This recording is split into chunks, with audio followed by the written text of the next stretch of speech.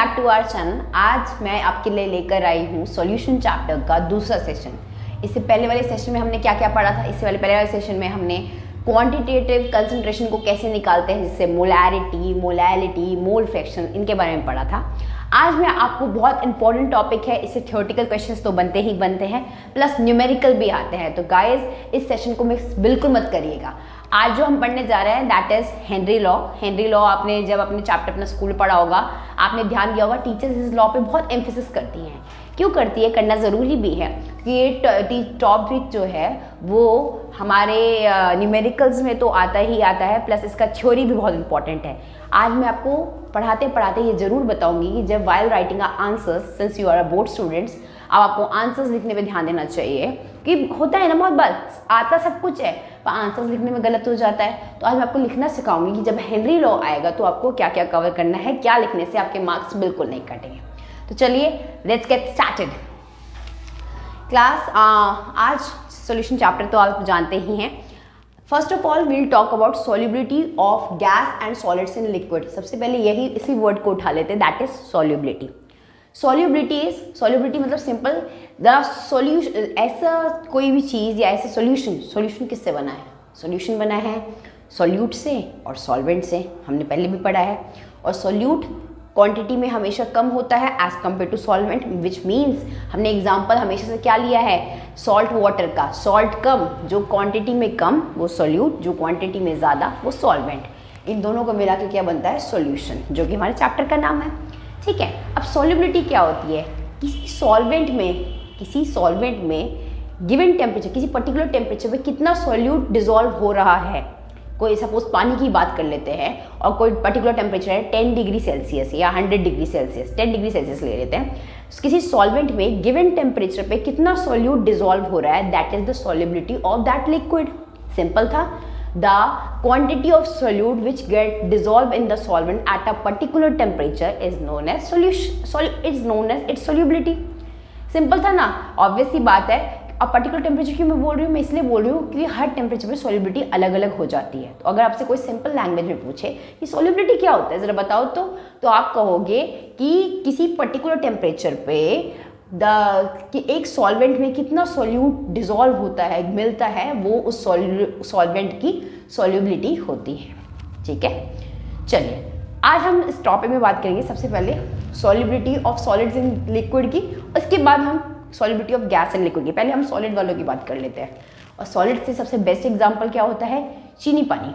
हमेशा से मीठा सबको पसंद है, कुछ लोगों को मीठा पसंद नहीं होता, तो सबके लिए लेमनेड ही ले लेते हैं। नींबू पानी सबको पसंद है, खट्टा मीठा सबको अच्छा लगता है। ठीक है, लेमनेड में क्या होता है? नींबू होता है, चीनी होते हैं, नमक होता है और पानी होता है। बस में सबसे ज़्यादा कंसंट्रेशन किसका है? पानी का है। तो पानी सॉल्वेंट है, बाकी सब सॉल्यूट है। ये तो आप लोगों को क्लियर ही है। ठीक है, ये इसमें हमें अगर हम मेन फोकस अपना चीनी पे करें, फिर से हम चीनी पे आ गए ना, तो चीनी ही ले लेते हैं।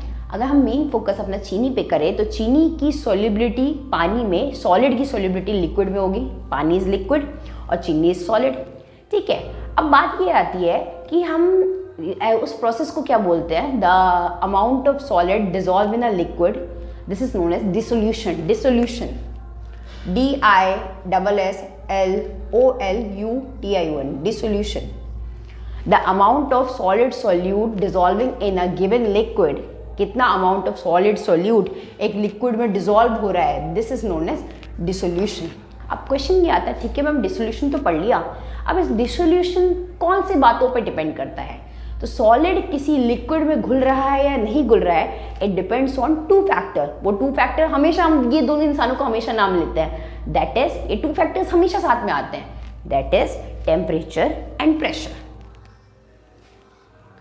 टेम्परेचर एंड प्रेशर, हम सेम बात गैस में भी करेंगे, इसलिए यहाँ लिख रहे देते हैं टेम्परेचर एंड प्रेशर। डिसोल्यूशन का मतलब मैं फिर से बताती हूँ, एक गिवन लिक्विड में सॉलिड सॉल्यूट, कोई सॉलिड सॉल्यूट है या कोई गैसियस सॉल्यूट है, कितना सोल्यूबल हो रहा है, कितना मिक्स हो रहा है, कितना डिजॉल्व हो रहा है, that is known as dissolution of the solution. मतलब वो कितना डिजॉल्व हो रहा है, डिजॉल्व से डिसोल्यूशन वर्ड आया। ठीक है, चलिए कौन से 2 फैक्टर्स है जिस पर डिसोल्यूशन डिपेंड करता है? वो 2 फैक्टर्स है टेम्परेचर और प्रेशर। पहले हम बात करते हैं टेम्परेचर की। चलिए मैं आपको ना इधर से 2 बातें बताती हूँ। आपको पता है ना, लेट्स टेक, अब आपको पता है कि हमने 9th क्लास में पढ़ा होगा, आप लोगों को याद होगा, 3 तरह के सॉल्यूशन होते हैं, एक सैचुरेटेड सॉल्यूशन, एक अनसैचुरेटेड सॉल्यूशन और एक super saturated solution. Saturated solution, saturate मतलब क्या होता है? सैचुरेट मतलब क्या होता है, क्या होता है, क्या? तो सोचो सोचो सोचो। सैचुरेट मतलब होता है ऐसा सॉल्यूशन जिसमें गिवन टेम्परेचर पे, जो टेम्परेचर हमारे पास अभी गिवन है उस पर और सॉल्यूट डिसॉल्व नहीं हो सकता। Saturated solution is that solution in which no more solute can be dissolved at given temperature। मतलब जो टेम्परेचर हमारा अभी एग्जैक्ट टेम्परेचर है उसमें हम सॉल्वेंट में और सोल्यूट ऐड नहीं कर सकते हैं। तो ये सैचुरेटेड सॉल्यूशन, सैचुरेटेड मतलब रुक गया, अब उसकी सैचुरेशन हो गई, सैचुरेशन मतलब रुकावट आ गई, इससे हम सोल्यूट उस सॉल्वेंट में उस टेम्परेचर पर तो नहीं घोल सकते, ठीक है, ये हो गया सैचुरेटेड सॉल्यूशन। अब अनसैचुरेटेड क्या होगा? इसका उल्टा कर दो, अनसैचुरेटेड उल्टा करोगे तो क्या होगा? उल्टा करोगे तो ये होगा कि गिवन टेम्परेचर पे गिवन सॉल्वेंट में और ज़्यादा सोल्यूट ऐड करने पे जो सोल्यूशन बनता है दैट इज अनसैचुरेटेड सोल्यूशन, जिसका सैचुरेशन आया ही नहीं है, वो रुका ही नहीं है। तो गिवन टेम्परेचर पे गिवन सॉल्वेंट में और ज़्यादा सोल्यूट ऐड करने से जो सोल्यूशन बनता है that is unsaturated solution. Clear है? चलो, अब मेरा मन हुआ कि यार अनसैचुरेटेड अच्छा है ना, अनसैचुरेटेड, मुझे ना सैचुरेटेड वाले को क्यों और सोल्यूट घुल नहीं रहा है, क्यों सैचुरेटेड हो गया? सैचुरेटेड का मतलब तो यही था ना कि और सोल्यूट नहीं घुल रहा है। मुझे ना सैचुरेटेड वाले को मुझे अनसैचुरेटेड बनाना है, मतलब मुझे और सोल्यूट घोलना है। तो मैंने क्या करा, मैंने थोड़ा दिमाग लगाया कि क्या करूँ मैं, क्या करूँ मैं, क्या करूँ। तो मैंने सोचा क्यों ना मैं इसका टेम्परेचर बढ़ा देती हूँ। देखो टेम्परेचर बढ़ाने से क्या होता है, आपने देखा होगा जब आप स्वीट्स की शॉप पे जाते हैं वहाँ पे जलेबी बनती है, सबको पसंद है जलेबी, ठीक है। जलेबी को जब हम फ्राई कर लेते हैं तो हम उसको एक शुगर सिरप में डाल देते हैं जिसको हम चाशनी कहते हैं। चाशनी में आपने देखा को पानी का कंसंट्रेशन कम होता है, चीनी का कंसंट्रेशन ज़्यादा। आपने एक चीज़ और देखी होगी, नीचे कंटिन्यूसली गैस जलती रहती है और वो चीनी को ऐसे चलाते रहते हैं ना। ये क्या कर रहे हैं, वो गैस जलाने से टेम्परेचर बढ़ रहा है, टेम्परेचर बढ़ने से जो सॉल्वेंट है, पानी है, उसमें और स्पेस बन रहा है, पार्टिकल्स मूव कर रहे हैं तो स्पेस बन रहा है। जब स्पेस बन रहा है तो और सॉल्यूट ऐड किया जा सकता है। एक तरह से हम बुद्धू बना रहे हैं। ध्यान से देखिए कि मैंने जो सैचुरेटेड सॉल्यूशन हो चुका था, मैंने उसको अनसैचुरेटेड बनाने के लिए, मतलब अनसैचुरेटेड कहने का मतलब है कि उसको और सॉल्यूट ऐड करने के लिए मैंने टेम्परेचर बढ़ा दिया। अब मैं देख रही हूँ जैसे मैंने टेम्परेचर बढ़ाया, मैं उसमें और सॉल्यूट ऐड किए जा रही हूँ, और सॉल्यूट ऐड कर दिए जा रही हूँ। अब जो चीज़ बनी है that is super saturated solution, which means temperature बढ़ाने पे जब हम और सोल्यूट ऐड करके जो सोल्यूशन बनाते हैं that is super saturated solution. अब आपको मैम में तो थोड़ा कंफ्यूजन सा हो गया, आपने अनसैचुरेटेड और सुपर सैचुरेटेड की बात कर दी, दोनों नहीं। गिवन टेम्परेचर पे जब सॉल्वेंट में हम और सोल्यूट ऐड कर सकते हैं, मैं टेम्परेचर बढ़ा नहीं रही हूँ, गिवन टेम्परेचर पे जब हम सॉल्वेंट में और सोल्यूट ऐड कर सकते हैं दैट इज अनसैचुरेटेड सोल्यूशन। पर अगर मुझे सोल्यूट ऐड करने के लिए टेम्परेचर बढ़ाना पड़ रहा है, मतलब मैंने टेम्परेचर बढ़ाया, तब मैंने जगह बनाई सॉल्वेंट में, सोल्यूट और डाला, चीनी और डाली, पानी में जगह बनाई, क्यों? क्योंकि मैंने टेम्परेचर बढ़ा दिया है। उसे बोलते हैं सुपर सैचुरेटेड सॉल्यूशन। अंडरस्टूड? चलिए, तो हम सैचुरेटेड क्लियर हुआ। इससे हमें क्या पता चला कि सॉलिड की सॉल्युबिलिटी पानी में कब बढ़ती है, जब हम टेम्परेचर को इंक्रीज कर देते हैं, ठीक है। अब इसमें भी दो फैक्टर है, एंडोथर्मिक और एक्सोथर्मिक। एंडो याद रखना, मॉल में एंट्री हीट देना इज एंडोथर्मिक, मॉल से एग्जिट हीट बाहर निकालना इज एक्सोथर्मिक। अगर हमारा सॉल्यूशन एंडोथर्मिक है, एंडोथर्मिक का मतलब हीट दे रहे हैं, तो टेम्परेचर बढ़ाने से सॉल्युबिलिटी बढ़ेगी, विच मीन्स जैसे चीनी वाला एग्जांपल, मैं हीट दे रही हूँ, मैं टेम्परेचर बढ़ा रही हूँ, तो पानी में स्पेस बढ़ रहा है, पानी में बीच में स्पेस बढ़ रहा है, तो मैं और चीनी ऐड करती जा रही हूँ, उसे सुपर सैचुरेटेड बना रही हूँ। यहाँ पे ये एंडोथर्मिक हो रहा है क्योंकि मैं हीट दे रही हूँ। सपोज करो कोई हमारी ऐसा सॉलिड है जिसमें से, सपोज चूना पानी की बात करते हैं, जब हम चूने और पानी को मिलाते हैं ना तो उससे हीट बाहर निकलती है। जब वो हीट बाहर निकल रही है तो वो एक्सोथर्मिक हुआ। तो एक्सोथर्मिक के केस में उल्टा होता है, टेम्परेचर बढ़ाने से सॉल्युबिलिटी घटती है। याद रखिएगा, एंडोथर्मिक जब हीट में से सॉल्यूशन को दे रही हूँ तब सॉल्यूट की सॉल्युबिलिटी, सॉल्यूट की मिलावट हम और कर सकते हैं। पर अगर सिस्टम मेरा सॉल्यूशन एक्सोथर्मिक है, जैसे चूना और पानी को जब मैं मिलाती हूँ तो हीट बाहर निकलती है, हीट बाहर एग्जिट कर रही है, एक्सोथर्मिक हुआ। तो जब हीट बाहर निकलेगी तो जैसे ही मैं और टेम्परेचर बढ़ाऊंगी, अब सॉल्युबिलिटी बढ़ेगी नहीं, अब सॉल्युबिलिटी घटेगी। तो एक्सोथर्मिक के केस में सॉलिड की सॉल्युबिलिटी कम होती है, एंडोथर्मिक के केस में सॉलिड की सॉल्युबिलिटी ज़्यादा होती है। अंडरस्टूड? यहाँ तक आप लोगों को क्लियर है? चलिए, यहाँ तक क्लियर तो होगा सर आप लोग। सर में अगर आपको कोई डाउट होता है, क्लास हमेशा याद रखिएगा, कोई टॉपिक में अगर आपको डाउट होता है तो आप प्लीज़ नीचे कमेंट में मुझे बता दिया करिए, तो मैं उसके बाद उसका डाउट आपकी नेक्स्ट क्लास में आपको क्लियर कर दूंगी। ठीक है, चलिए अब आगे हम चलते हैं solubility of gas in liquid पे। Solubility of gas in liquid की अब बात कर लेते हैं। प्रेशर की क्या, प्रेशर तो रह ही गया, ऑब्वियस सी बात है। अगर मुझे एक पानी में सॉलिड बढ़ाना है, सॉलिड की सॉल्युबिलिटी बढ़ानी है, तो प्रेशर बढ़ाने से सॉल्युबिलिटी बढ़ेगी, क्योंकि मैं किसी सॉलिड को अंदर दबा रही हूँ। तो सॉलिड को अंदर दबा रही हूँ, प्रेशर लगा रही हूँ, तो सॉल्युबिलिटी बढ़ेगी। अंडरस्टूड? अब हम देख लेते हैं solubility of gas in liquid. अभी तक हमने सॉलिड की बात कर ली कि जब लिक्विड में सॉलिड को डालते हैं तब क्या होता है, कौन से 2 फैक्टर्स पर डिपेंड करती है। अब हम देखेंगे कि अगर लिक्विड में गैस को घोलना है तब क्या होता है। देखो, पानी में गैस को घोलना है, पानी में गैस घुलती है क्या? घुलती है ना। हमारी एक्वाटिक लाइफ सांस कैसे ले रही है? वो पानी में गैस के कारण तो सांस ले रही है।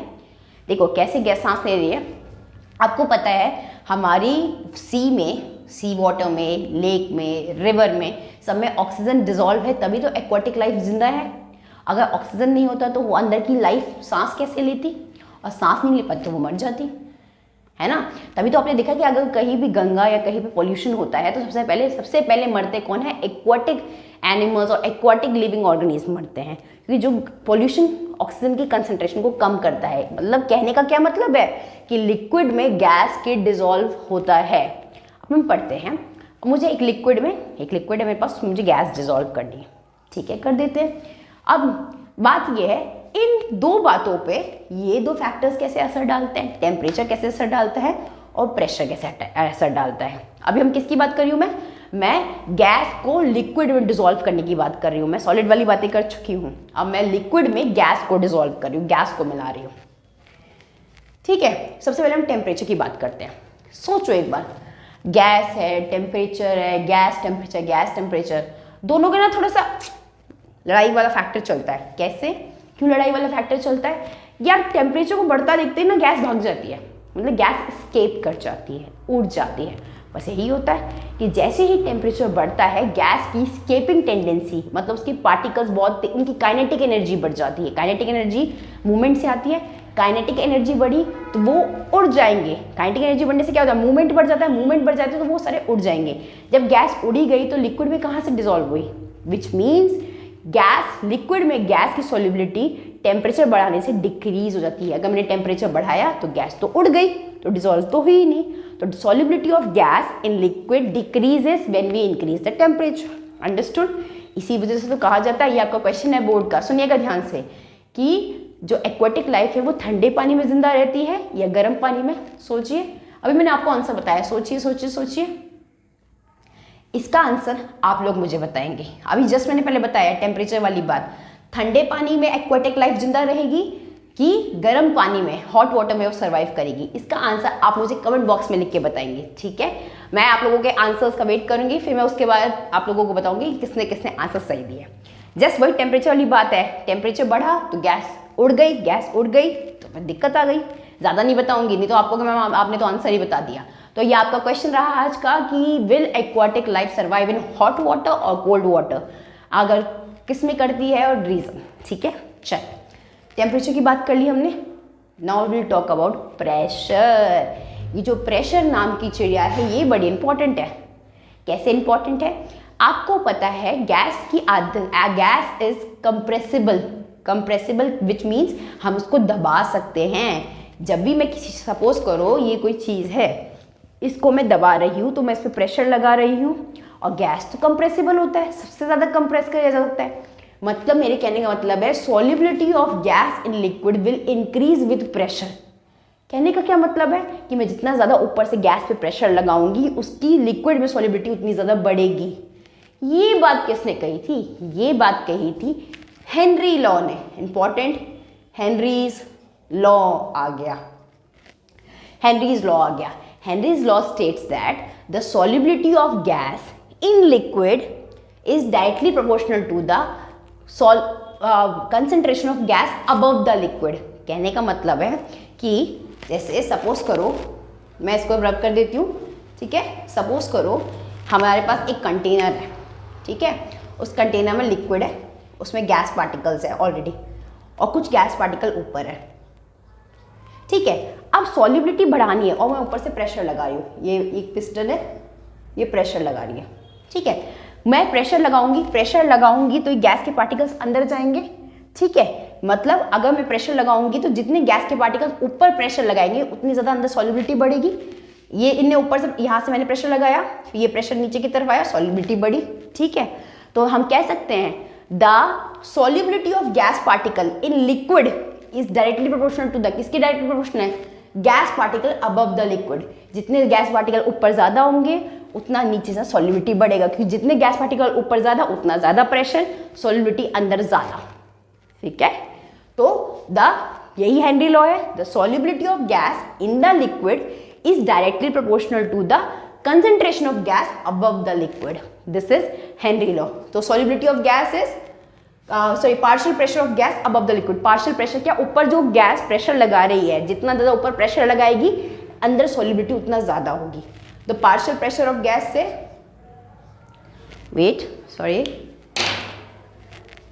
partial pressure of gas से जो क्या नाम है solubility है वो क्या नाम, ठीक है। अब ये देखो मैंने क्या बताया, द सॉल्युबिलिटी ऑफ गैस, कितने mole fraction of gas liquid के अंदर होंगे वो डिपेंड करता है ऊपर गैस के पार्टिकल्स का पार्शियल प्रेशर ऊपर से जितना प्रेशर लगेगा उतने अंदर गैस के पार्टिकल्स ज़्यादा होंगे, हाँ। और पार्टिकल्स के बारे में बात कौन करता है, मोल फ्रैक्शन। तो simple words, Henry law states that the solubility of gas in the liquid is directly proportional to the partial pressure of gas above the liquid. ऊपर वाली गैस जितना पार्शियल प्रेशर लगाएगी पानी के अंदर दूसरी गैसेस का सॉल्युबिलिटी उतना बढ़ेगा, वो उतना ज़्यादा डिसॉल्व होगा। तो partial pressure is directly proportional to X is mole fraction जो पानी में घुलेगा, पी इज पार्शियल प्रेशर जो ऊपर से गैस लगाएगी। हमें पता है डायरेक्टली प्रोपोर्शनल हटाने के लिए हमें कोई कांस्टेंट देना पड़ता है, तो हमने यहाँ कांस्टेंट दिया KH। This KH is Henrys constant, ठीक है। यहाँ तक समझ में आ गया। अब मैंने क्या बोला, प्रेशर बढ़ेगा तो सॉल्युबिलिटी बढ़ेगी, तो दोनों साथ साथ बढ़ रहा है, साथ साथ घट रहा है, तो इसका ग्राफ क्या बनेगा, सिंपल सा, जो चीज़ साथ बढ़ती हैं उनका ग्राफ बनता है एकदम स्ट्रेट लाइन। प्रेशर और मोल फ्रैक्शन का ग्राफ एकदम स्ट्रेट लाइन बनेगी क्योंकि दोनों साथ साथ बढ़ते हैं, दोनों डायरेक्टली प्रोपोर्शनल है, ठीक है। तो इस क्लास में आज हम हेनरी लॉ की हमने बात करी, सॉल्युबिलिटी की बात करी, ठीक है। इसका ये फॉर्मूला बहुत इंपॉर्टेंट है, आपने नोटबुक में नोट कर लीजिए। मैं आपको एक अच्छा आइडिया बताती हूँ फिजिकल केमिस्ट्री को याद करने का। एक चैप्टर में हार्डली 4 या 5 क्वेश्चन वो है, क्या नाम, फॉर्मूले हैं। एक साइड का पेज बनाओ, उसमें हाईलाइटेड पेन से, ब्लैक या हाईलाइटेड पेन से अब क्या करो, वो क्या नाम है, फॉर्मूले लिख लो। उसके बाद क्या होगा, फॉर्मूला लिखने के बाद उस फॉर्मूले को साइड में लिखते रहोगे तो रिवाइज करने का प्रॉब्लम नहीं रहेगा। अब तक हमने कितने फॉर्मूले पढ़े हैं, अब तक हमने आई थिंक तो मुझे जितना याद है दिस इज फर्स्ट फॉर्मूला, ये हमारा हेनरी लॉ का। एक साइड में सॉल्यूशन चैप्टर के नोट्स देखो, नोट्स मैं आपको प्रोवाइड कर दूंगी इस वीडियो के नीचे लिंक में, मैं हेनरी लॉ के रिलेटेड आपको नोट्स प्रोवाइड कर दूंगी। इस हेनरी लॉ के रिलेटेड जितने नोट्स हैं मैं आपको इस वीडियो के लिंक में प्रोवाइड कर दूंगी। एक बिल्कुल भी मत पूछना, क्लास अभी आपकी 12th स्टार्ट हुई है तो एनसीईआरटी को जितना ज़्यादा रीड करोगे उतना ज़्यादा अच्छा है। इस एक बुक से बाहर जाने की जरूरत, डोंट थिंक कि रेफरेंस बुक पढ़ेंगे तो पास हो जाएंगे, ऐसा सब बकवास है। Just stick to your NCERT book, पूरा आपका एग्जाम एनसीईआरटी बुक से स्टिक आता है। हेनरी लॉ का फॉर्मूला, पहला फॉर्मूला है सोल्यूशन का, साइड में पेज एक जस्ट मोड़ के लिख लेना। पहला फॉर्मूला याद हो जाएगा, P = KHX, ग्राफ, बाकी नोट्स तो मैं आपको प्रोवाइड कर दूंगी। वीडियो को प्लीज़ गाइज लाइक करिए, सब्सक्राइब करिए, अपने फ्रेंड्स के साथ शेयर करिए। हमारा न्यू चैनल सेशन स्टार्ट हुआ है, हम पूरा सिलेबस करवाएंगे स्टार्टिंग एंड तक। इसके बाद इसके न्यूमेरिकल्स भी आपको कराए जाएंगे, ओके। अब हम एप्लीकेशन करने जा रहे हैं हेनरीज लॉ के, बहुत इंपॉर्टेंट एप्लीकेशन है, आप ये ध्यान रखिएगा। एप्लीकेशन ऑफ हेनरीज लॉ हमने क्या पढ़ा था कि गैस का प्रेशर जितना ज़्यादा होगा ऊपर से सॉल्यूशन के अंदर, लिक्विड के अंदर गैस की सॉल्युबिलिटी उतनी ज़्यादा बढ़ेगी। The solubility of gas increases with the increase of partial pressure of gas over the solution. Solution के ऊपर जितना ज़्यादा पार्शियल प्रेशर, गैस का प्रेशर ज़्यादा होगा, उतना ही उस गैस की पानी में सॉल्युबिलिटी बढ़ेगी। That was Henry's law. Henry's law का फॉर्मूला क्या था? P equal to KHX, that is P equal to KHX, ये हमारा हेनरीज लॉ था। आपको फॉर्मूला याद होगा, ठीक है। चलिए, अब हेनरीज लॉ के 3 फॉर्म एप्लीकेशन है, आपको याद रखने हैं, एक तो रिटर्न पॉइंट ऑफ व्यू से भी, और याद भी होना चाहिए, इंपॉर्टेंट और इंटरेस्टिंग है वो। पहला है सोडा ड्रिंक। अब ये सोडा ड्रिंक क्या है? कोल्ड ड्रिंक लिख देते हैं, सोडा ड्रिंक और कोल्ड ड्रिंक। आपने देखा होगा जब हम कोल्ड ड्रिंक को बंद रखते हैं, जैसे ही हम उसे खोलते हैं, उसका कैप ढक्कन वो करते हैं, खोलते हैं, ठीक है, एकदम करके आवाज़ आती है। मतलब ये आवाज़ कैसी आई? मतलब कोई गैस उड़ गई। वो कौन सी गैस होती है? वो CO2 गैस होती है। कौन सी गैस होती है guys? Carbon dioxide, CO2 gas होती है। अब आप कहोगे मैम ये अंदर कैसे थी? देखो, हेनरीज लॉ लग रहा है, ऊपर ढक्कन बंद था, कैप बंद था, कैप बन रहा था, तो कैप ने प्रेशर बना रखा था कि ऊपर पूरी बॉटल कभी नहीं भरी होती। आपने देखा होगा जो कोई भी ड्रिंक होती है, कोल्ड ड्रिंक होती है, उसकी पूरी बॉटल कभी नहीं भरी होती। क्यों नहीं भरी होती? जितनी बॉटल खाली होती है, ऊपर गैस का प्रेशर होता है जो अंदर गैस की सॉल्युबिलिटी बढ़ा रहा होता है। अब उस प्रेशर को हम लॉक कैसे करते हैं? ऊपर कैप लगा के। कैप लगाया तो उसके अंदर जो गैस है वो प्रेशर लगा रही है, ताकि लिक्विड के अंदर जो CO2 है वो लिक्विड को, हमारी कोल्ड ड्रिंक को फ्रेश रखें। अब खुद देखते होगे, थोड़ी देर जब मैं कैप खोलूंगी, थोड़ी देर उसे बाहर रखूंगी, थोड़ी देर टेस्ट भी खराब हो जाएगा। इसका मतलब क्या है कि लिक्विड के अंदर, कोल्ड ड्रिंक के अंदर जो CO2 हमने डिजोल्व करके रखी थी, जो हमने नहीं, जो ऑलरेडी डिजोल्व थी, प्रेशर कौन लगा रहा था? ऊपर CO2 ही लगा रहा था। कब तक? जब तक ऊपर ढक्कन लगा था। जैसे ये ढक्कन खोला, CO2 बाहर आ गई, स्केप कर गई, उड़ गई, तो कोल्ड ड्रिंक का टेस्ट खराब हो जाता है, ठीक है। अब नेक्स्ट आपको याद रखना है कि बेंज बीमारी के बारे में याद रखना है। बेंज कौन सी बीमारी होती है? You must have seen scuba divers. Scuba divers को आपने देखा होगा। स्कूबा डाइवर्स जो होते हैं वो हम स्कूबा डाइवर्स क्या होता है? जो पानी के अंदर तैराकी और स्विमिंग करते हैं, दैट इज स्कूबा डाइवर्स, ठीक है। अब स्कूबा डाइवर्स को ना बेंड्स नाम की बीमारी अक्सर हो जाती है। ये एक तरह की डिजीज़ है, बेंड्स नाम की बीमारी है। ये कैसे होती है? देखो, आपको पता है हमारे पानी के अंदर प्रेशर बहुत ज़्यादा है, बहुत ज़्यादा प्रेशर है। जितना हम पानी के अंदर जाते हैं, पानी के अंदर और नाइट्रोजन गैस भी होती है, along with oxygen nitrogen gas भी होती है। नाइट्रोजन गैस कितनी होती है? 78%। हमें पता है नाइट्रोजन गैस कितनी है? 78% नाइट्रोजन गैस है, ठीक है। हम जैसे स्कूबा डाइवर्स जैसे पानी के अंदर जाते हैं, वो जैसे वो सांस लेते हैं, उनके ब्लड में ऑक्सीजन के साथ साथ कौन और चला जाता है? नाइट्रोजन चला जाता है, क्योंकि वो 78%। कितना परसेंट है नाइट्रोजन गैस?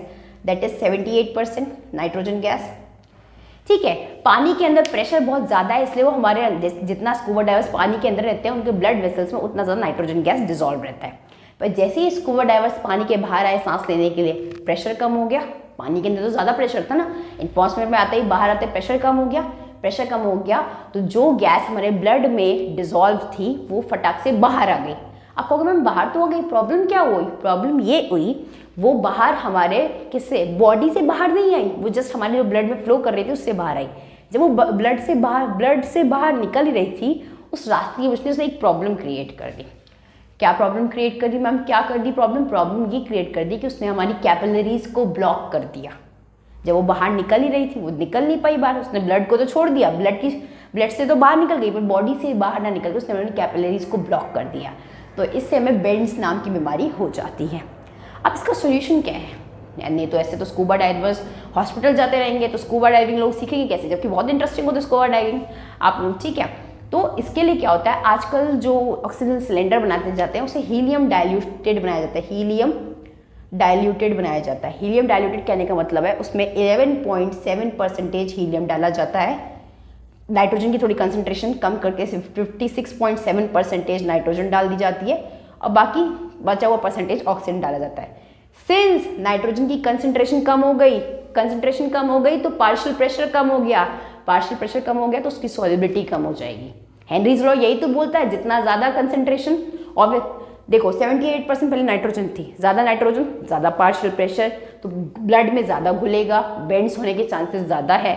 अब कंसंट्रेशन ही कम हो गया क्योंकि हीलियम भी तो आ गई है। हीलियम ब्लड में बिल्कुल भी सोल्यूबल नहीं होती, बहुत लाइट गैस होती है, ठीक है। अब यहाँ पे कंसंट्रेशन नाइट्रोजन का कम हो गया तो कंसंट्रेशन कम तो ऊपर से प्रेशर कम लगेगा नाइट्रोजन का, तो ब्लड में कम डिजोल्व होगी, बेंड्स होने के चांसेस कम है। ठीक है, यहाँ भी हेनरी लॉ आ गया, कंसेंट्रेशन कम तो ऊपर से प्रेशर कम, प्रेशर कम तो ब्लड में सॉल्युबिलिटी कम। ठीक है, चलिए अब बात करते हैं एनॉक्सिया बीमारी के बारे में। मैम ये बीमारी एनॉक्सिया, इसमें भी हेनरी लॉ था, इसमें भी हेनरी लॉ था, यहाँ भी हेनरी लॉ है।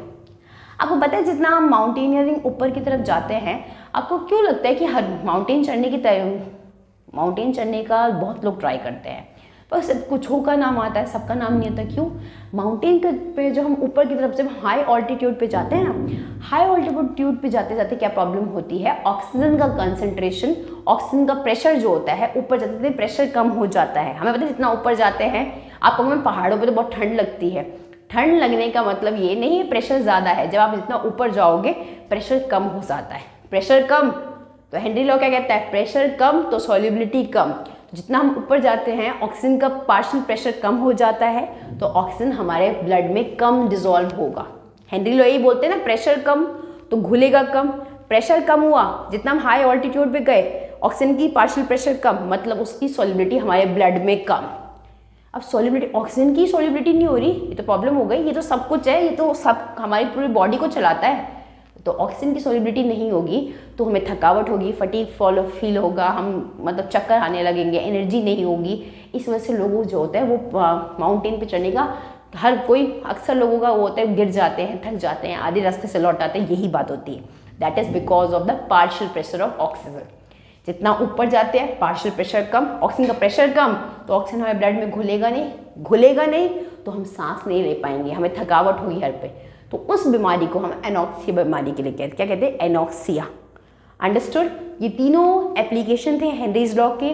ठीक है, अब आप आंसर लिखते टाइम हेनरीज लॉ आता है। हेनरीज लॉ की डेफिनेशन जो हमने की थी, ग्राफ, फॉर्मूला लिखना तो पक्का ही है। ग्राफ वो स्ट्रेट लाइन वाला, ये वाला ग्राफ था ना क्लास, आपको याद है ना, ऐसे करके ग्राफ था हमारा,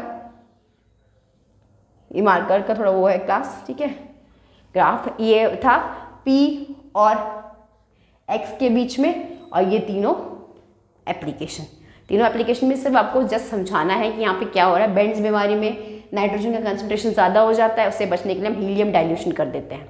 एनॉक्सिया बीमारी पे हाई अल्टीट्यूड पे प्रेशर, पार्शियल प्रेशर ऑक्सीजन का कम हो जाता है, सांस लेने में दिक्कत होती है, उसे एनॉक्सिया बोलते हैं। और सोडा ड्रिंक में जैसे हम कैप बॉटल को ऑन करते हैं, CO2 का पार्शियल प्रेशर कम हो जाता है, इसलिए वो बाहर उड़ जाती है।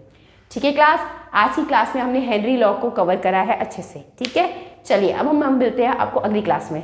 Thank you and have a nice day.